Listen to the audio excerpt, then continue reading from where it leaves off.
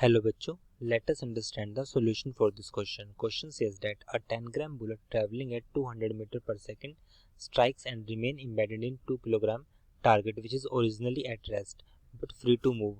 At what speed does the target move off? So question में कहा गया है कि 10 ग्राम का बुलेट है जो कि 200 मीटर पर सेकंड की स्पीड से मूव कर रहा है और स्ट्राइक करता है और एम्बेडेड हो जाता है किसी टारगेट में, और टारगेट का मास कितना है 200 किलोग्राम है, तो जो कि स्टार्टिंग में रेस्ट पे था।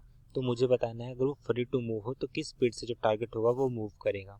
सो फर्स्ट हम इसमें की कंसेप्ट को देखते हैं। की कंसेप्ट के लिए हम सिंपली इस तरह के क्वेश्चन में जहाँ पर मास जो मूव कर रहा है किसी वेलोसिटी से टकरा जाता है तो किसी दूसरे पार्टिकल से, तो हम यहाँ पर अप्लाई करते हैं law of conservation of momentum.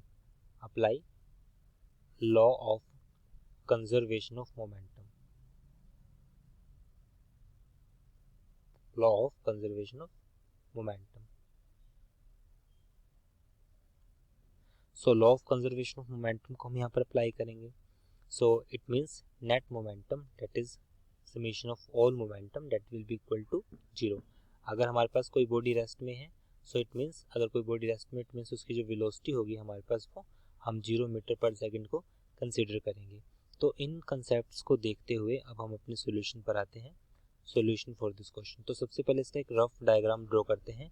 एक बुलेट है, सपोज ये मेरे पास एक बुलेट है जो मूव कर रही है। सपोज इसकी इनिशियल वेलोसिटी u है जो 200 मीटर पर सेकंड से मूव कर रही है और उसका जो मास है हमारे पास m1 जो कितना है 10 ग्राम।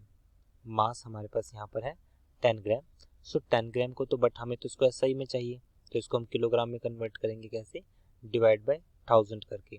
तो ये वैल्यू हो जाएगी हमारे पास 0.01 मीटर, 0.01 किलोग्राम हो जाएगा।